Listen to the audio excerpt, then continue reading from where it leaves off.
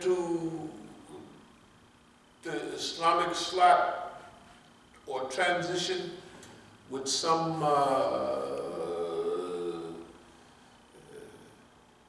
possibility for clarity in behavior and moving toward the Sunnah.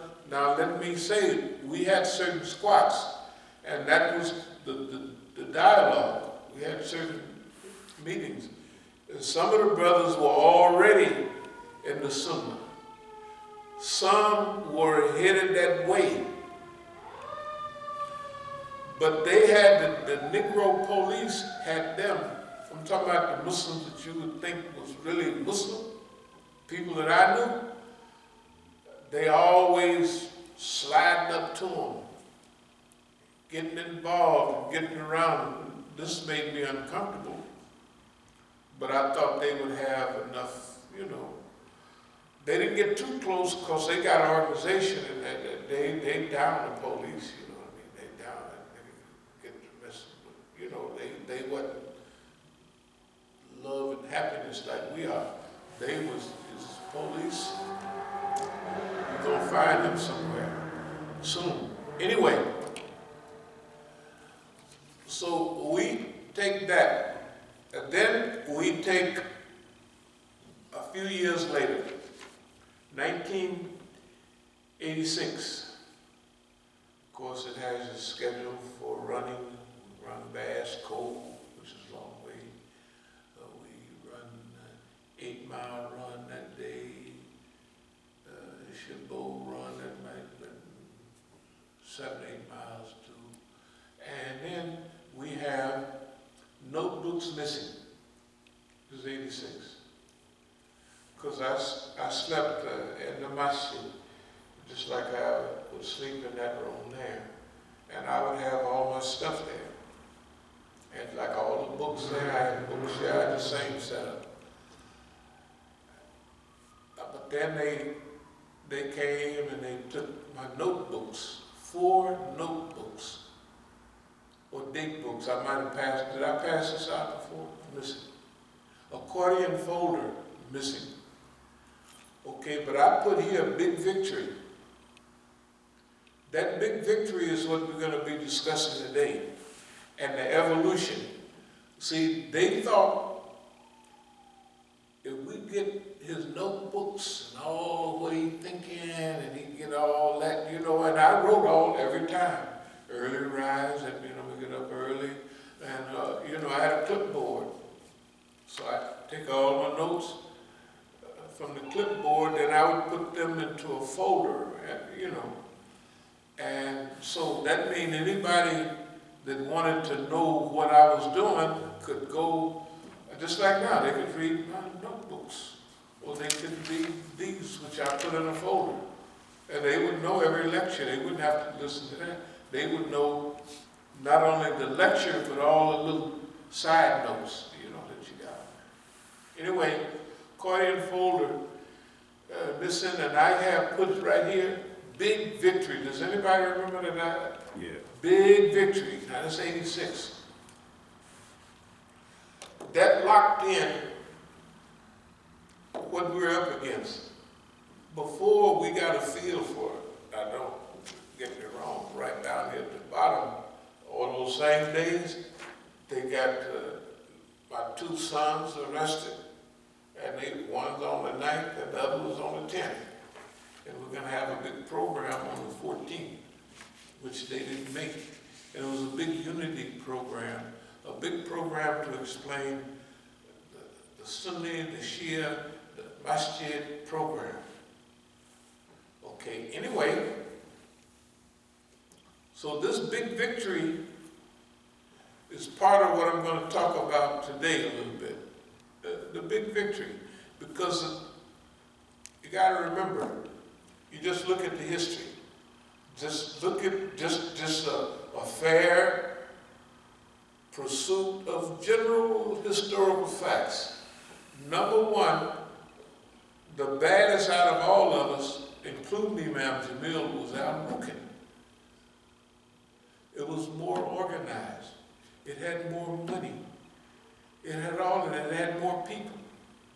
fact, Rukin told me, when they was talking about when Martin Luther King came to Chicago, he said, yeah, it was 40,000 people. I was saying, yeah, it was 40,000 people turned out. He said, yeah, and 30,000 of them was us. They turned out. That's why that coon, you know, the Rainbow Coalition, Jesse Jackson, that coon, look, okay, he's a coon. I don't care if you like him, if you don't. To me, he's a coon of the lowest quality. The shirt of the blood shirt of Martin Luther King. I don't know where he got it, something like that. Right? Rainbow Coalition. Our brother. Where Rainbow Coalition come from? Right? Rainbow Coalition came from the Black Panther Party, from Fred Hampton, and a few of the people that he had, can you imagine how hard he had to work on the people that he gonna go to a place and they got the rebel flag in there and they Southern crackers, but they're poor than Negroes? That's a big, in that time, that's 50 years ago. That's big. That's big.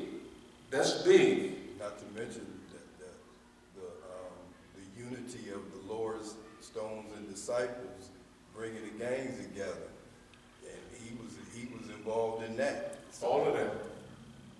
Hey, that's why the police had the Muslims involved in the gang unity. I said, man, all of them, they had Negroes from LA. I said, them niggas is police, man. I said, man. And they had people in the Imam Jamil's community that were actually had badges. They were the police. I'm not going to call their name, but some of them would be, you can look at it, but it's right here. I'll put an X by it. He was head of the gang unit in Cleveland or somewhere. Yes, he was. Or let's put it like, yes, he is. Now, we look at the behavior of people who don't care what their title is. And their behavior, you know, and all the so-called quality people are bringing in the national Negro to give speeches at these things years ago and make him the leader of the gang type thing, you know. And they had Negroes, opposed some of the Snoop Doggy Dogg down that was all bringing, you know, the national Negro. You can see why nothing has happened in the United States. Boss man took over everything. He didn't have no problem doing it. He just killed off most everybody, and then the rest of it, and he invented, just like it was a movie. Back in Panther, they have J. Edgar Hoover saying, they'll never have another Messiah unless we create it. You remember that? Yeah. And so it's a movie, but it's close to real. It wasn't no real movie because they got the dope dealers in Oakland, you know, bringing in trucks and stuff to warehouses. Don't nobody deal no dope like that. You got a warehouse over there. What you want? You want some cocaine? You want some weed, right? You can't do that. You just can't do it. I mean, you know, a real warehouse. Remember the warehouse scene? They're going to burn the warehouse and get rid of it. Oh, no. Okay, let me get back to what I was talking about. So we have here, it's 1983, like, say in the early 80s, from 80 to 83. You have here 2019, where the Negro feel bad because he's invisible. You know what I mean? Just ask yourself, nigga, how you get invisible? With all the opportunities you had, how do all of y'all jump up and just you invisible and you sad about it? It's because they gave away the Islamic platform. They gave it away. And not only did they give it away, but then they push.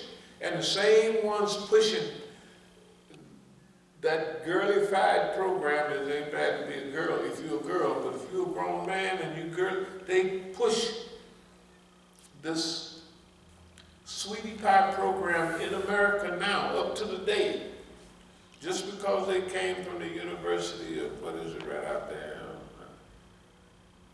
where Mella Yellow and them went, American University. If you go to the American University of Cairo, like so-and-so did down there in the South, the one that was doing a lot of this paperwork, I think is Mr. Badley, American University in Cairo. What do you know about Islam? Nothing, because he studied Islam at the University of Cairo, or the University of, in Lebanon, the American University of Beirut. Those used to be called the Christian universities, like in Beirut. And then they just changed the name to the American. So before and during World War I, those were all called the Christian University. And they still are. Yeah. And who hires these people anyway? Anyway, let me pick up and try to continue a little bit. What we're trying to say is, the title of the talk today was Long March, the Negro Long March.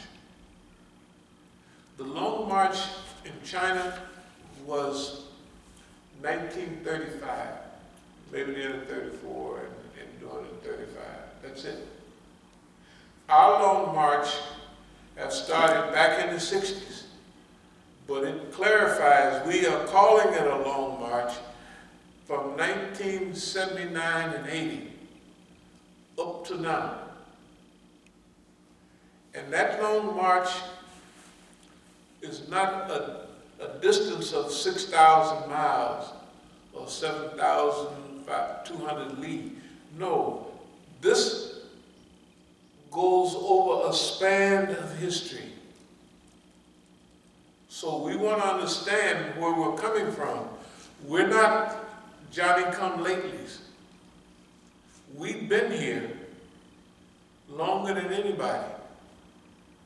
And we were not dealt with in a friendly environment. Not only did we have to deal with our battles and our struggles have been gigantic all the time, every day.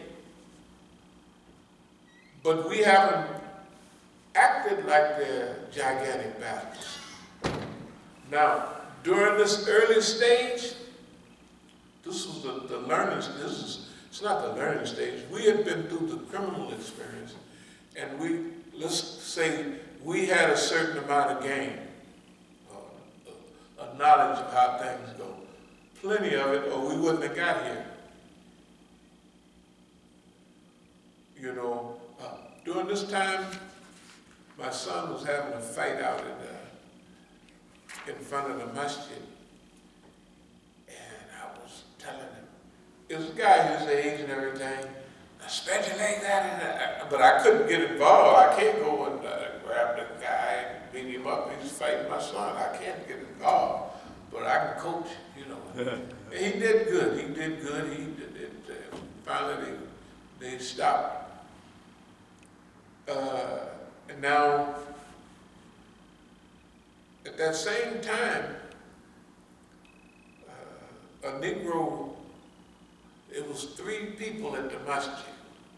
A Negro, an Iranian, and a white man. So, with all this stuff going on, during this period right here, yeah, he's paranoid. I said, yeah. So that's the time when I stripped that iron off the bar, and I said, I was whacking him, you know what I mean?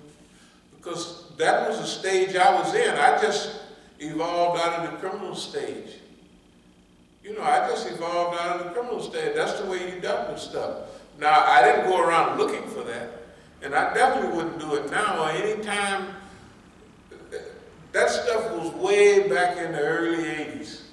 It couldn't have happened in the 90s or any, because you know, you evolve. But back then, it was 2 times it happened. So each time I stripped that bar, the weightlifting bar, and they was hollering, oh, oh. I said, you stop all that hollering. You're paranoid. You're sensitive. Ain't nothing going on here. What's wrong with you? Why are you hollering? You know. The other thing that happened is very important. Is with our Iranian brothers that were very close by then, and some of them, I said, yeah, they was doing this, and he said, but they wasn't supporting me. Because their policy was, if anything happens between people here, they don't know really what's going on. So no matter what the Negro did, I would tell some of the brothers, I said, man, that guy, and then even when we was overseas at a program, some of the people is so big-mouthed, and there's thousands of people waiting for Imam Khomeini to give the call in America. All over African America, are you ready for him to give the call? And then the revolutionary guy, Lord, what, and I'm telling the guys in the program, I said, you tell that nigga to shut up, he's lying. And they would say, it's okay. The guys, technically, they were saying, he's energizing the people, and the brothers don't know he's lying, and who cares? They're not going to go over there. You know what I mean? And it'll help them finish up the war quicker. This is the way they was looking at it. I'm looking at this nigga lying. Talking about it's thousands of people in America waiting for Imam Khomeini to give the call. Now that's not far from where I was up there in Oakland. You can imagine where these other people were. And those people are still around. Those people are still around. And every time they need them, they call them niggas out. They roll like, hey man, they roll the coons out. Some of these coons they got revolving roller skates, they push them out. Whenever they need them, they roll them out. But anyway, let me try to get back on track here. So anyway, we have this period, and then we have a period where the brothers don't have the savvy to keep their mouth shut about, I mean, in those days, Gaddafi was like a shaitan for the United States, right? I mean, between him and Imam Khomeini and Gaddafi, who, you know, just flipped the coin. And then, to them, it didn't make no anyone, we chew on that one. And they're talking on the phone from penitentiaries, which, you gotta remember, bigness does not always include sophistication. They were cruising along like, it's okay, it's okay, and we gotta get some resources from the old man. Okay? Now everybody we came in contact with, including some of our very close friends, and I would say, man, the AMC ain't nothing, this, that. And I gave talks here in DC, like this is way back in 90. And I'm saying to, you can imagine who I'm talking to, we are both on the stage, and I'm saying, stay away from them Saudis. The Saudis, you know, and so they just come up and say, I don't know what people is talking about around here, but da-da-da-da. And then they go right into Salat and what have you, and so you could learn for the 500,000th time about Salat, you know. Okay, so we know who we're talking about. These people were friends of mine. Al-Rukin was friends of ours.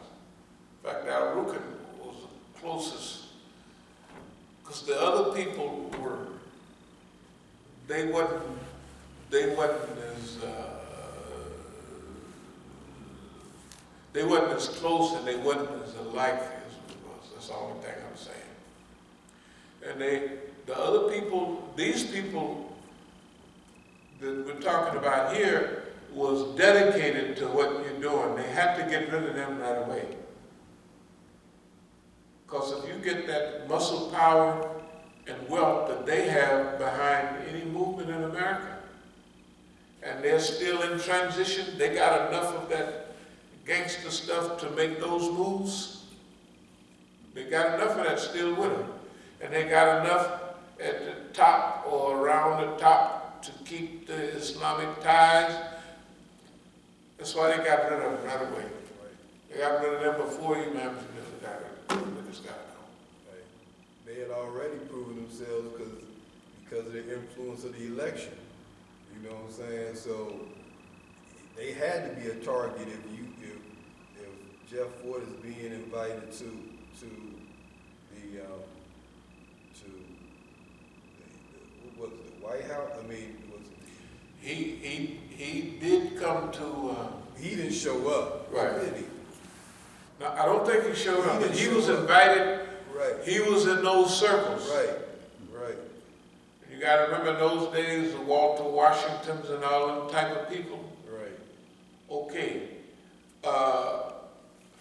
That's a clear and present danger. Right. The boss man. Right. Okay. Now, we have our brothers. We have each what they were associated with, but about us, we're here because we knew what the battlefield, the lay of the land. From prior experience, we knew the lay of the land. That's why we've been able to go through every type of program. Nobody's going to take an open assault. Nobody's going to take all of those stuff. The reason we're able to take it is because we were evolving. We were not the same crew now that we was in 83. We're not the same crew as we was right here in 86. Not the same at all. It's serious evolution. Because whatever we're coming in contact with, we're making an immediate assessment according to the environmental realities. Right? We did it then and we're still doing it now. That's why technically something happened and it was good. All the stuff happened to us was good. Every last thing was very good. Because we were able to, we don't want to use terms like